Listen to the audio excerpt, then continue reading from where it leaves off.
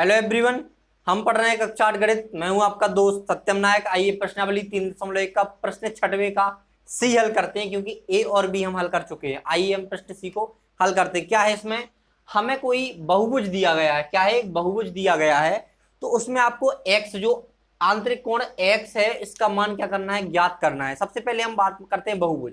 बहुभुज में कितनी भुजाएं हैं, 1 2 3 4 और आखिरी 5। 5 भुजाएं हैं, मतलब इसको बोलेंगे हम पंचभुज। इसमें भुजाओं की संख्या क्या है, 5, तो इसको बोलेंगे हम पंचभुज।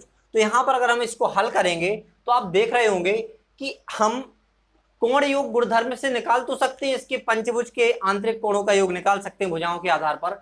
लेकिन हमें क्या है, कुछ आंतरिक कोणों का मान दिया है और कुछ का नहीं दिया, केवल बाह्य कोण का मान दिया है। तो आपको एक बात यहां पर याद रखनी पड़ेगी, रैखिक युग्म के कोण होते हैं। आपको रैखिक युग्म के कोण के बारे में थोड़ा हम बताते हैं, उसके बाद हम इस प्रश्न को हल करते हैं।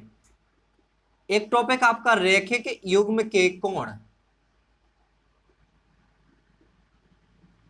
अगर एक ही रेखा पर किसी एक बिंदु पर, याद रखना, किसी एक रेखा पर किसी एक बिंदु पर, एक रेखा पर एक बिंदु है, इस पर कोई एक कोण है, मान लो 60 है, 30 मान लो, एक कितना है 50 डिग्री का कोण है मान के चलो, और एक कोण यहां पर बनेगा। क्या बनेगा, एक ही बिंदु पर बन रहा है। याद रखना कि एक कोण यहां पर मान लो 50 बन रहा, तो बाकी कोण कितना होगा। देखो याद रखना कि रेखिक, सॉरी क्या है, रैखिक युग्म के जो कोण होते हैं उनका कुल योग 180 डिग्री होता है। अगर ये 50 है, देखो ये टोटल कितना होगा, अगर कोई इस टाइप का रेखा है और यहाँ पर एक बिंदु, अगर पूरा कोण पूछा जाए तो 180 डिग्री होगा। अब आपको लाइन खींच दी कि ए 50 है, तो बाकी कितना होगा, 180 माइनस 50 बराबर कितना होगा आपका 130।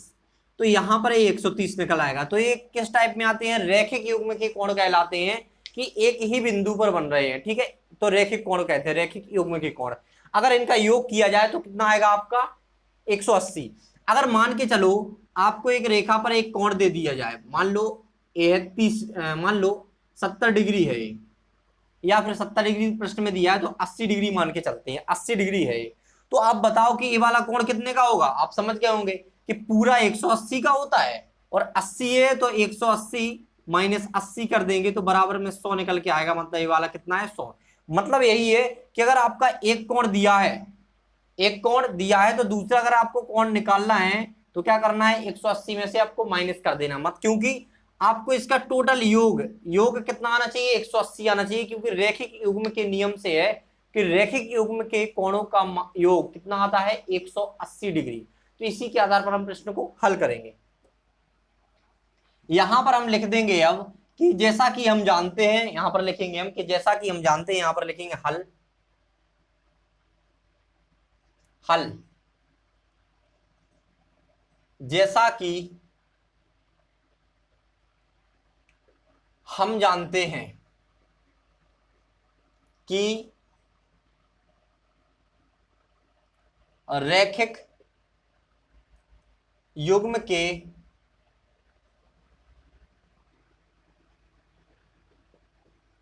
कोणों का योग, क्या जानते हैं हम, जैसा कि हम जानते हैं कि रैखिक युग्म के कोणों का योग कितना होता है, 180 डिग्री। यहां पर 180 डिग्री होता है। ये आपका क्या है, नियम है, आपको याद रख लेना है कि अगर एक ही रेखा पर एक ही बिंदु पर दो कोण बन रहे हैं तो उनका कोण कितना आएगा, 180 डिग्री आएगा, उनके कोणों के मापों का योग।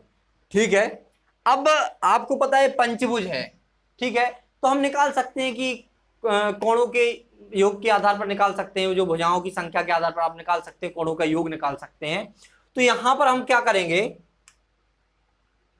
यहां पर आपको पता चल गया कि आपका 180 डिग्री होता है। आप देख रहे होंगे यहां पर एक बिंदु पर, यहां पर क्या है आपका 70 डिग्री है, तो ये बाकी कितना होगा आपका, आपको पता है टोटल 180 होता है, 70 यहां का दिया तो यहां पर 110 होगा, क्योंकि 180 माइनस 70 कर देंगे, और एक आपको तो यहां का निकल के आएगा आपका 110। लेकिन हम इसको भाषा में निकालेंगे, लिखकर निकालेंगे। तो यहां पर हम लिखेंगे आधार पर, ये आधार रेखा है, जो नीचे रेखा रहती है आधार होता है, बेस कहलाता है। ठीक है, तो आधार पर जो है आपका ये बाह्य कोण बन रहा, बाह्य कोण तो पता है, लेकिन आंतरिक कोण निकालना है, तो हम क्या करेंगे, 180 माइनस 70 कर देंगे। तो यहां पर लिखेंगे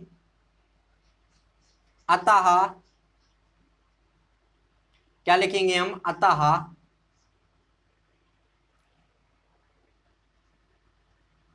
अतः लिखेंगे आधार पर, अतः आधार पर बना। इसको मान लेते हैं हम, इस वाले को पहला मान लेते हैं, ठीक है, इसको पहला इसको दूसरा नाम हो जाएगा, ठीक है, इसको पहला इसका दूसरा। तो आधार पर बना पहला आंतरिक कोण बराबर, आंतरिक कोण बराबर क्या करेंगे हम, देखो टोटल होता है 180, आपको बताया था हमने टोटल 180 होता है, लेकिन आपको पता है एक तरफ का कि 60 है, आपको हमने बताया ना कि इस टाइप से होता है, ये 60 है आपका, तो ये टोटल 180 होता है कुल, ये 60 है तो यहाँ पर 120 बचेगा, तो यहाँ पर हम क्या करेंगे 180 माइनस 60, तो बराबर कितना आएगा आपका 120 डिग्री। तो यहाँ पर क्या है ये 120 डिग्री, तो यहाँ पर हम लिख देंगे, इसका मान हमें पता चल गया, यहाँ पर क्या है 120 डिग्री आ जाएगा, जो हमारा आंतरिक पहला आंतरिक कोण क्या निकला 120 डिग्री। इसको हम बॉक्स में बंद कर देते हैं। इसके बाद हम दूसरा लिखते हैं कि आधार पर बना, आधार पर, अच्छा क्वेश्चन है, आधार पर बना दूसरा आंतरिक कोण, दूसरा आंतरिक कोण बराबर, तो आधार पर दूसरा आंतरिक कोण बन रहा है वो क्या है, एक तरफ का आपको 70 दिया है कि 70 है, तो दूसरा कितना होगा 180 माइनस 70, तो यहां पर हम लिखेंगे 180 माइनस 70 बराबर में क्या निकलेगा आपका 110 डिग्री।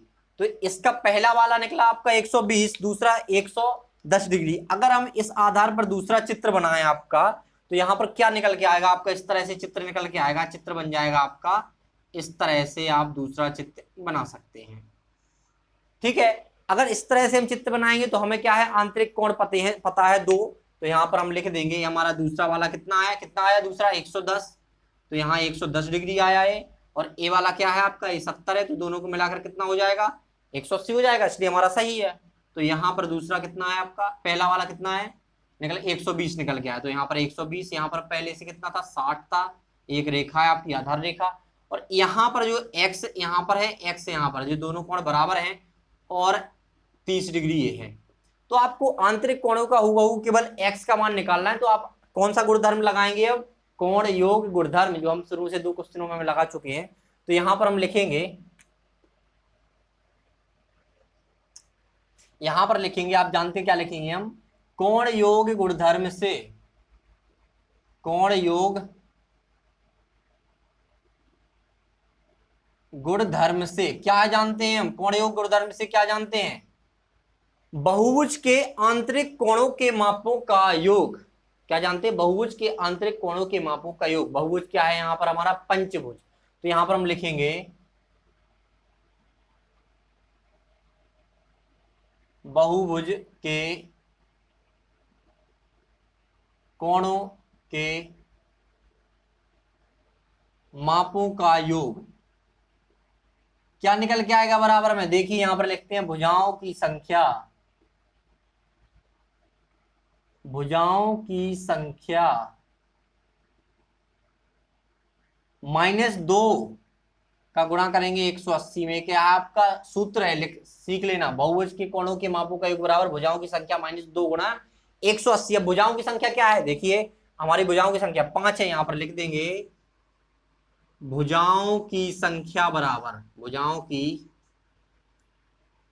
संख्या बराबर 5, क्या है भुजाओं की संख्या बराबर 5 है, तो ये क्या है आपका पंचभुज है, कैसा है पंचभुज है, पंचभुज, भुजाओं की जिसमें 5 भुजाएं हो तो वो क्या कहलाता है आपका पंचभुज कहलाता। तो हमें पता है कि भुजाओं की संख्या बराबर क्या है हमारा 5 है, तो यहां पर हम रख देंगे भुजाओं की संख्या के बराबर मान रख देंगे, तो यहां पर लिखना पड़ेगा हमें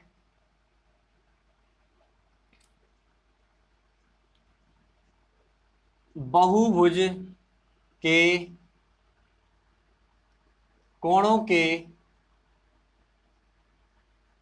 मापों का योग बराबर कितना हो जाएगा, भुजाओं की संख्या कितना है 5 -2 गुणा 180 से करेंगे तो आपका क्या निकल के आएगा यहां पर 3 गुणा 180 बराबर 540, किस हिसाब से निकल के आया, ये आया आपके कोण योग गुणधर्म से कि आपको बहुभुज की भुजाओं की संख्या पता हो। आप यहाँ पर पंचभुज ही नहीं, जितने भी बहुभुज हैं सबके आंतरिक कोणों का के मापों का योग आप निकाल सकते हैं। ठीक है, तो यहां पर हमने लिखा बहुभुज के कोणों के मापों का योग 3 गुणा 180 तो 540 डिग्री आया। तो हम क्या करेंगे अब कि ये किसका माप आया, ये किसका माप है, आप बताओ किसका माप है। ये माप है जो आपका पंचभुज है उसके आंतरिक कोणों का माप है। अगर आप आंतरिक कोणों को सबको जोड़ेंगे, मान निकलने के बाद भी जोड़ सकते हैं आप, तो 540 ही आएगा। तो हमें पता है कि पंचभुज है तो 540 आना है, तो हम क्या करेंगे, जो भी हमें कोण दिए सबको जोड़ देंगे और 540 के बराबर कर देंगे। तो हम यहाँ पर करेंगे क्या, पहला मानते हैं जो हमने आंतरिक कोण निकाला, पहला क्या था हमारा 120, तो उसको जोड़ लेंगे, प्लस दूसरा आंतरिक कोण हमने निकाला था 110। याद रखना आंतरिक कोणों की बात हो रही है, बाह्य कोणों की बात नहीं हो रही, तभी तो हमें आंतरिक कोण निकालने पड़े, क्योंकि हमें क्या है, आंतरिक कोणों के मापों का योग है, बहुभुज के आंतरिक कोणों के मापों का योग है। तो यहां पर हम लिखेंगे, आप लिख भी सकते हैं, बहुभुज के आंतरिक कोणों के मापों का योग बराबर 540। ठीक है, तो 120 प्लस 110 प्लस और क्या दिया, x दिया, प्लस 30 भी दिया, आपका आंतरिक कोण 30। याद रखना ये बाह्य कोण होते हैं, जो बाहर बने हुए बाह्य कोण कहलाते, इसलिए हमने आंतरिक कोण निकाले हैं। तो यहाँ पर 30 डिग्री है, फिर क्या दिया आपका, फिर x दिया आपको, बराबर अगर इन सबको जोड़ेंगे तो किसके बराबर आया, हमने निकाला किसके बराबर आना चाहिए, 540 के, क्योंकि पंचभुज पंचभुज के भुज के आंतरिक कोणों के मापों का योग कितना होता है, 540 डिग्री। तो हम क्या करेंगे यहाँ पर, अब हम इनको जोड़ेंगे, चलिए जोड़ते हैं। 0 0 0 तो 0 आएगा इसका, और आपका 2 3 और 3 6 यहाँ पर आएगा, और 2 तो 200 क्या आएगा आपका, 260 आएगा आपका, क्या आएगा 260। तो 260 आया, यहाँ पर x प्लस x करेंगे तो 2x हो जाएगा, बराबर में 540 आएगा। अब यहां पर अगर आप पक्षांतरण करेंगे, क्या करेंगे, पक्षांतरण करेंगे तो 540 माइनस 260 हो जाएगा। तो यहां पर इसका पक्षांतरण करेंगे तो 2x बराबर 540 माइनस 260, तो यहां पर 2x बराबर यहां पर आएगा आपका 280 डिग्री आया। अब x का अब फिर मान निकालेंगे तो x बराबर क्या आएगा, 280 डिग्री बटे 2, तो x बराबर क्या आएगा आपका 140 डिग्री, क्या आएगा x बराबर 140 डिग्री आया। तो आपको यही तो निकालना था, क्या निकालना था, यही निकालना था, आपको x का मान निकालना था। अगर इस आधार पर हम एक नया डायग्राम बनाए तो आप बना सकते हैं, लास्ट में सही रहेगा बनाना, जो आपका फाइनली जो आपका आंसर के आधार पर जो आपका डायग्राम बनेगा वो क्या बनेगा, आंतरिक कोण 110 निकाला था हमने, ये वाला 120 है, और यहां पर x का जो मान निकल के आया वो है 140 डिग्री, और यहां पर 30 डिग्री, क्योंकि दोनों बराबर थे। यही ये क्या था आपका, ये 70 था आपका बाह्य कोण, यहां पर क्या था 60 था। अतः हम लिख सकते हैं, अतः पंचभुज, अतः लिख सकते हैं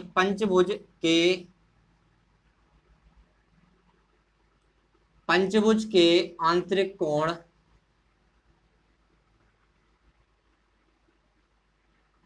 का माप, आंतरिक कोण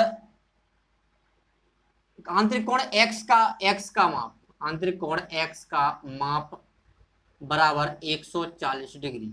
जो आपका x था उसका माप क्या है, 140 डिग्री, दो थे x, ठीक है, एक ए वाला था एक ए वाला, तो यही आपका क्या है 140 डिग्री फाइनली आपका क्या है आंसर है। तो आशा करते हैं आपको प्रश्न का हल समझ में आया होगा। इसी के साथ हम आपसे विदा लेते हैं, मिलते हैं अगली वीडियो में अगले प्रश्न के साथ। Thanks for watching.